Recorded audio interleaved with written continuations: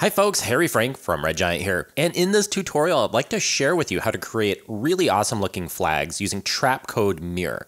Now we'll obviously share the project files with you so you can just kind of swap out the texture, but I'd like to do a quick walkthrough of how to set this up. So first I'll create a new comp for my Mir flag so I can reference my first one. So I'll create a solid for my Mir flag and we'll apply Trapcode Mir. Now, we're going to do a bit of a cheat with Trapcode Mir. I don't want to call this a hack or anything like that, but we're going to be using a feature that's designed to be used one way, and we're going to use it slightly differently. So first things first, let's go to the fractal section and zero out this amplitude. So we just have our flat surface in here. So I'll go to my geometry and we'll crank up the size. So this is a bit more flag-like in shape. Now, after looking this up, I've learned that flag dimensions are a 1.9 to 1.0 ratio, which is pretty easy to dial in if we're talking about pixels. We'll just do 1900 by 1000. There, we've got a flag shape. So the first thing I want to do is apply my texture. So my sample flag that I've been using for this is just the flag of New Zealand. But I'll pre-compose this because we can add additional textures like fabric texture and whatnot. So this will just be my flag texture composition. And we can actually just leave all attributes in here so it retains the size. So let's go to Mir and go to the texture section and go to texture layer and select the flag texture. So the next thing we're going to do is create a displacement layer. So this is going to be a luminance map that bends and twists this flag in different ways. That looks like wind blowing across the surface. So if you look at this rendered example right here that I've got in my comp, you can see that we've got sort of waves and other little bits of additional turbulence floating across the surface. Now, I'd like to show the steps that I used to construct the displacement map. And what I did for this was use a plugin called Radio Waves. So this is under Effect, Generate, Radio Waves, and I'll set the color to be white, and we're going to pre-compose this. So this is all inside one composition. So let's set that, and I will actually call this my amplitude layer, or amplitude map. So if I go inside here, I can see that I've got my radio waves.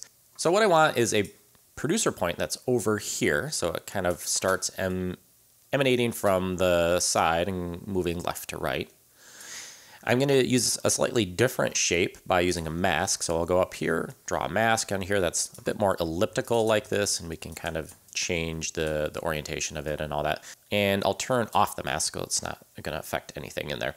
So let's go up here, set the wave type. Instead of being a polygon, we'll set this to a mask and set the mask to mask 1.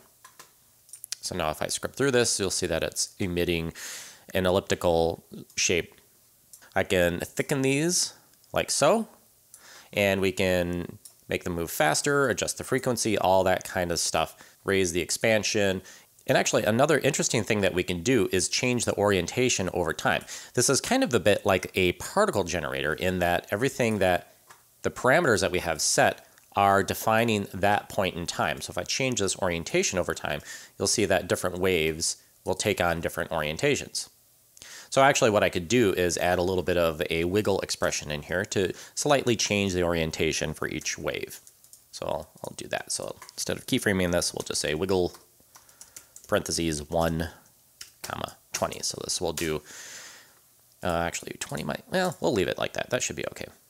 Okay, so let's at least get this far. This is going to look a little bit rough, but this will be our start. So let's go into Mir, and we're going to go to the amplitude layer and define this amplitude map to affect the surface. Right now my amplitude is set to 0, so we're not seeing any effect. So I'm going to turn this up. And what we're going to do is turn this frequency all the way down to 1. So we have a very, very, very low frequency fractal noise distortion.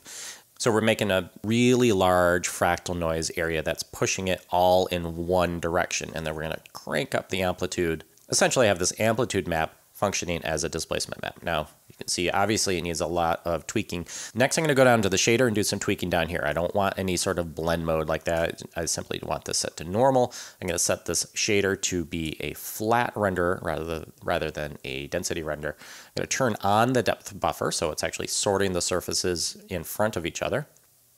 And we're going to need some lighting and more detail in this surface. So First, let's go to the vertices. So this is the amount of detail rendered in the surface. Right now it's just 50 by 50. It's not a whole lot. So I'll set this to quite a bit more. So let's say this is, 512 by 512. And we need some lighting because everything looks pretty flat in here. So if I add some light, we'll start to get a little bit of detail and shadow going on in here. Now, when I made those radio waves, they're pretty hard surfaces in there. Basically, it's a stroke that is rendered against transparency. And to smooth this out, I'm going to go and apply a blur to this under blur and sharpen and make these feel a lot more like actual waves. There we go.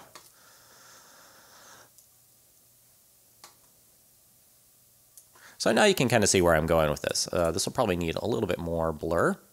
We also want to repeat the edge pixels. So I'll set this to, even 150 or so.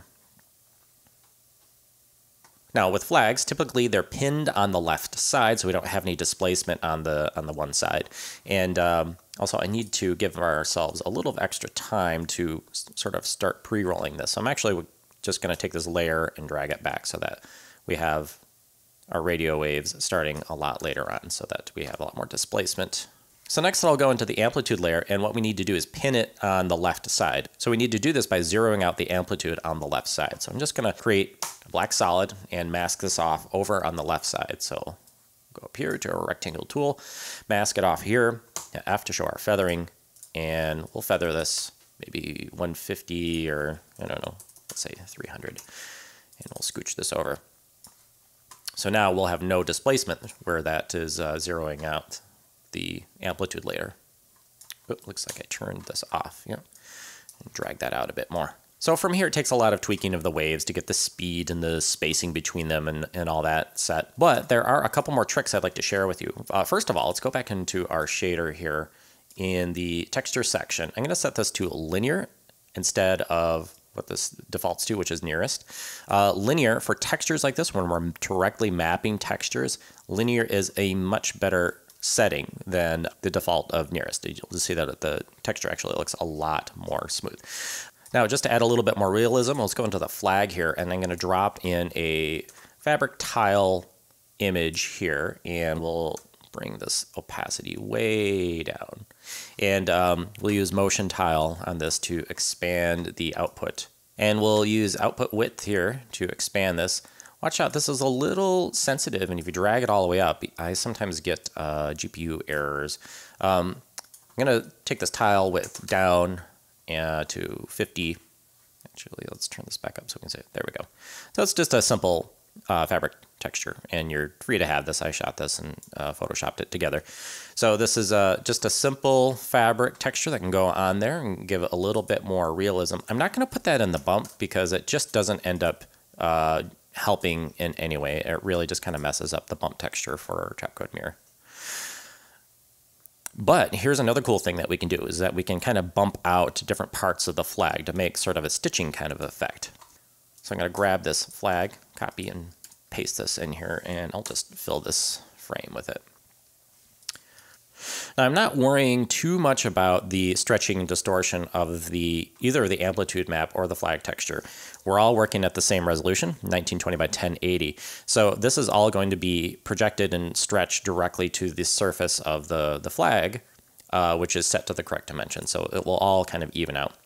But what I am going to do is knock out the blue here and just isolate the stars and all that, and we can make it look like these stars are kind of stitched on. So I just want to get rid of one of the colors in here, so I'm just going to go to keying and use a linear color key and color pick the blue right out of there. Now I'm going to fill the rest of this with white. So I'll go generate, fill, and set this to white. And again, like we did before with the waves, we're going to add a blur to this. Now I need to switch something now with the amplitude map. Because it's actually going the wrong way. And this is easily fixed by simply flipping the amplitude map back around. So I'll set this to negative 1500. And now you can see that that stitching is pushing out. Now it's a bit extreme, so let's tone that down. So let's lock this layer, go back to the amplitude map, and we can set a new viewer for the amplitude map. So we can see these side by side. Set this to fit and lock this. Okay, so let's go to the amplitude map and set this opacity here to something like, I don't know, 2. We don't need a whole lot. Now, it is looking a little plastic. I haven't really adjusted the specular or anything on this flag, but you can see those stars starting to bump out a little bit. So let's scooch. So let's scoot that over. And we'll do just a little fine tuning of the shader here. So let's go to the material and let's turn that specular way down and brighten it up just a little using the diffuse here. I don't have any ambient lights in here. If you'd like to cast an ambient color in here, we can certainly do that, but I don't think we need to do that. Now that's mostly it. Let me open up the original here and just show some of the additional bells and whistles that we've got in here. So you can see that I've simply broken up the displacement into a separate comp so that I can loop it. So I just kind of split it and crossfaded it in the center. Still have that edge pin there, and I put the flag of, the flag of New Zealand, so I can bump that out. Inside this looping map, you'll see that I've got the radio waves. I actually used 2 different layers. So I've got one here, and then I put a very, very faint one up here at the top, which you probably can't even see that well. It's just very, very faintly there. I've got it like at 10%. And I added an additional fractal noise, which you can barely see, but it's just animated using the offset turbulence, and it's moving over time. I also have the evolution moving over time using a very simple expression. So I'm just evolving the fractal noise and moving it from left to right. So we have just a little bit of extra turbulence moving along with this flag.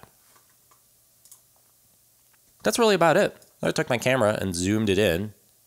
Now the finishing touch was to add magic bullet looks. What we can do is go into our lens section here and add swing tilt and turn this blur size down a little bit. But if we like that swing tilt and we'd like to add an additional look on top of it, I can right click, set this to pin, and then I can add an additional look on top of that. So I can add like the classic blockbuster color correction. Maybe I can shift the lens vignette to up here or whatever. Hit OK. And there we go. We've got our flowing flag just like this.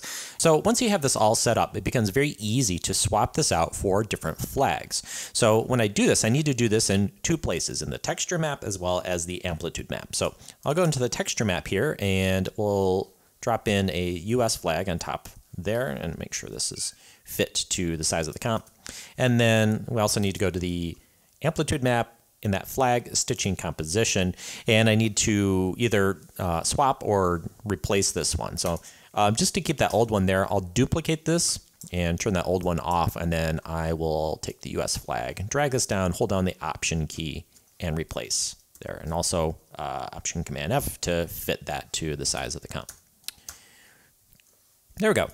Now we've got a different flag swapped in, and it's just as easy as that. Obviously, we'll provide the project file for download, so you can put whatever flag you'd like in there.